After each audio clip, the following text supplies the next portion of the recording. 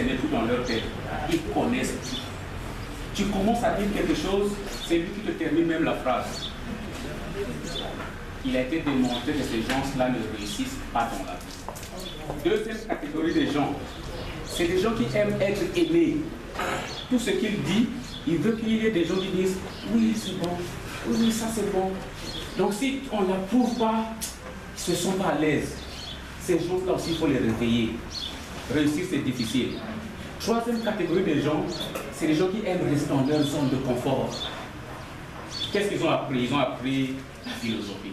Lui, ce qu'il sait dans la tête seulement, philosophie. Le quartier, là, nous sommes dans quel quartier? Plateau de 15 ans. Lui, ce qu'il sait, c'est seulement plateau de 15 ans. Si tu lui dis que dans sa tête, ça ne marche pas, leur zone de confort. Ces genres de personnes aussi, pour réussir, c'est difficile. Mais ces genres de choses que je viens d'écouter aujourd'hui là appartiennent à la quatrième catégorie de personnes. On les appelle les gagnants. Les gagnants sont différents. D'ailleurs, ils aiment l'information. Quand ils ont l'information, ils cherchent à savoir l'information. Et quand ils ont l'information sur, c'est fini.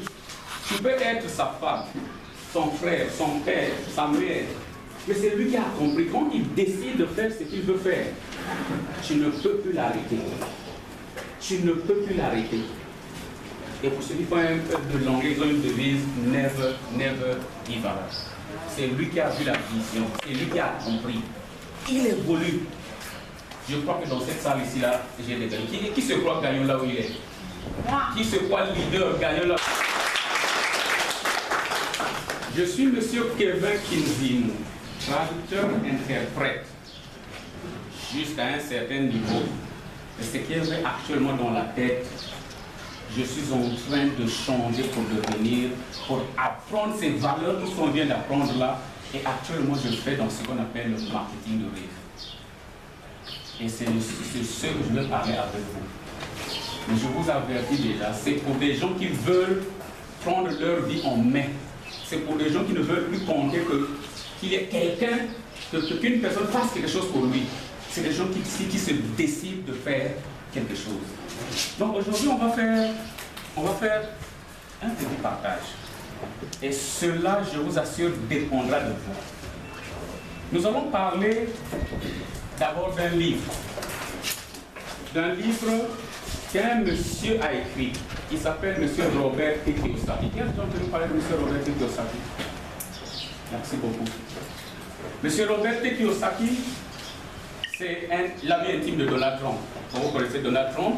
C'est un homme d'affaires. Ce sont ses valeurs. Il cherche non seulement être avec ce genre de personnes. Donc, monsieur Robert T. Kiyosaki est connu. C'est un Américain d'origine japonaise. Actuellement, il écrit des livres, c'est un motivateur, c'est un entrepreneur, il fait des conférences par-ci-par. Il a écrit beaucoup de livres. Le premier livre qu'il a écrit est intitulé Père riche, Père. Ma tête l'a changé. Je crois que... Voilà, le livre est là. Père riche, Père pauvre. Le résumé, écoutez ce qu'il dit, ce que les gens riches enseignent à leurs enfants à propos de l'argent et que ne font pas les gens pauvres et de la classe moyenne. Le résumé, il dit que nous tous, nous recevons l'éducation de nos parents. Et si nos parents sont pauvres, du coup, dans nos têtes, l'éducation, c'est de la pauvreté. Donc, il dit deux sortes de parents. Les pères riches, les parents riches et les parents pauvres. Il dit un père pauvre dit ceci à son enfant, à sa fille. Ma fille va à l'école, étudie, ait les diplômes, finit même tout. Quand tu vas revenir dans la société, va chercher le boulot dans une société où tu auras un gros salaire, beaucoup d'avantages, tout. N'est-ce pas cette éducation qu'on a eue dans nos maisons? Moi, personnellement, c'est ça. Monsieur Robert appelle ça l'éducation d'un père pauvre. Que dit le père riche? Le père riche qui a son enfant va à l'école, étudie et les diplômes. Reviens dans la société. Si tu vas travailler, c'est pour chercher comment une société, chercher à savoir comment une société fonctionne. La finalité, toi-même, crée ta propre société. Ce langage parle à des Congolais. Voilà peut-être 2 ans et demi dans ça. Parle à des Congolais, ce n'est pas dans la tête. Robert dit que ça ne s'apprend pas à l'école. Qui a appris ça à l'école que nous tu finis des études pour venir créer une société? Non. Donc, maintenant, quand il dit ça, je vous assure qu'il est américain, c'est aux États-Unis, des docteurs, des professeurs de l'université, on veut le croiser. Ils ont eu des places, Oprah, Winfrey, il leur a démontré, tu es professeur, tu enseignes à l'université, mais tu es pauvre. Tu ne connais même pas ce que tu dis, parce que tu ne maîtrises pas la loi, c'est quoi un riche et un pauvre. Maintenant, pour rendre ça clair, c'est là où il a écrit maintenant ce livre-là que nous allons partager. Le cash flow quadrant. Qui l'a déjà lu? Le quadrant du cash flow. Ce livre, Robert dit que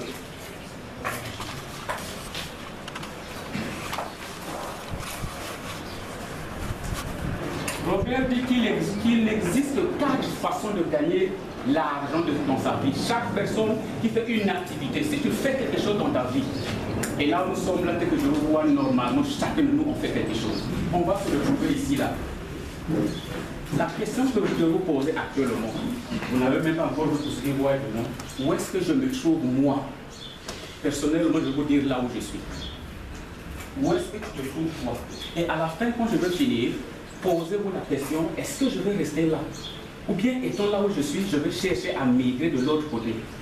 Première catégorie, ce sont les E. Ça, c'est Robert, ce n'est pas moi. Le E, c'est le diminutif du mot employé. Qu'est-ce qu'on employé? Ce n'est pas qu'on va démontrer à une personne ce qui est un employé. Ce qui caractérise un employé, vous avez un contrat avec votre patron, ça peut être privé ou bien à l'État. Mais tu es lié avec cette structure par un contrat. Tu travailles et à la fin, on te paye un salaire.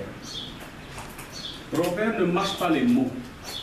Il dit que si tu restes employé dans ta vie, oublie la richesse. Yes. Allez taper les plus riches du monde. Trouver un employé qui est employé parce qu'il est employé, voilà pourquoi il est là. Ça n'existe pas. C'est une voie. Il dit un employé n'a pas son destin entre ses mains. Vous, par exemple, ici, peut-être vous ne sentez pas ça. Nous, à Pointe-Noire, là-bas, c'est-à-dire, après avoir lu ça, je le sens. L'employé n'a pas le destin entre ses mains. Quelqu'un peut décider de sa vie du jour au lendemain. Tu pars au boulot, mais on te dit que non, voilà, c'est fini pour toi. Tu te retrouves à la maison. Est-ce qu'il est en train de dire que non, le E est mauvais? Non. Il dit que c'est mieux que tu aies un chômeur n'a rien. Le E, c'est bon. Il te dit seulement qu'est-ce qu'un E? Moi qui vous parle, je le suis encore. Quelque part. Il y a un E, normalement, ne peut pas faire ce qu'il veut faire. Le salaire est limité. De janvier jusqu'en décembre, c'est le même salaire. Est-ce que les problèmes de janvier jusqu'en décembre, ça sera seulement les mêmes problèmes? Non, non, non. Et pourtant, le salaire est là, là, là. Avec l'inflation, ça baisse encore. Il dit qu'il y a deux quantités de E. Les petits E et les grands E. Surtout les partenaires suivants, parce que moi, personnellement, ça m'avait vraiment beaucoup bouleversé. Un petit E, il dit que c'est une personne qui a un salaire qui varie entre 50 000 et 400 000. Robert appelle un petit E. Et il appelle ce salaire un salaire mort-né. Avant le 10, le 15, c'est fini. Donc, tu as payé pour un mois. Que vas-tu faire pour joindre les deux bouts du mois? Aller s'endetter, découvrir ce salaire, voir même les bailleurs de fonds. Mais à la fin du mois, quand tu vas récupérer ton salaire, tu payes d'abord ça, non? La retraite devient encore petite. Donc tu rentres dans ce cercle et beaucoup de gens, la retraite les trouvent même dans cette condition-là. Voilà.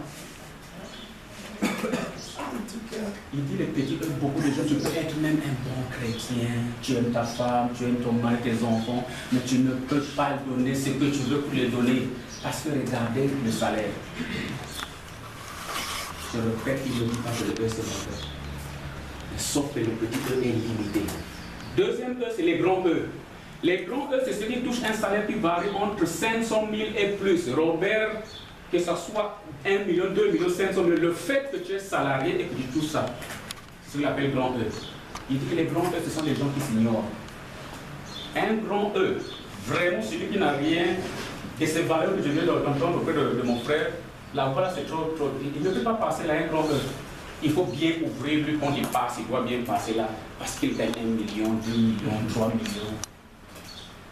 Robert dit que ce sont les gens qui s'ignorent. Ils sont assis sur ce que lui appelle une chaise injectable. Il est eux, tout eux, ça arrive. Pas, nous savons, il y a des lois, il ne faut pas faire ceci, il ne faut pas faire ça. Si tu ne respectes pas ça, on peut te mettre à la porte. Mais je vous assure, le Congrès pour ça, il est bien entraîné pour ça. Si on dit que c'est 7 heures le boulot, 7 heures il est là. Il ne faut pas faire ça. Moi là où j'étais, donc parfois tu rentres même sur Internet, les ID t'envoient un message, attention, tu es en train de fouiller autre chose, il faut rester dans les normes. Donc le E, tu respectes ça, ok c'est bon. Deuxième, la société où tu travailles peut avoir des problèmes. Tu es bon, peut-être le meilleur, mais la société a des problèmes. Il faudrait réduire l'effectif. Et là, la retraite, on peut encore vivre 20 ans, 30 ans, 40 ans. Mais toi, tu étais un E. C'est le salaire que tu avais. J'ai appris que quand tu es à la retraite, on divise ça par 3. Quand tu es retraité, le salaire est divisé par combien? Par 2 ou 3, quelque chose de genre. Imaginez si tu es petit E. On divise ça encore par 3. Tu vas vivre comment? Et surtout au Congo, nous savons comment ça se passe avec la retraite. Mais regardez, on a été formaté dans la tête pour faire ce parcours et demain devenir retraité pour vivre. Robert dit que non, ce n'est pas très bon. Ce n'est pas mauvais d'être, mais il y a mieux que ça. Deuxième catégorie de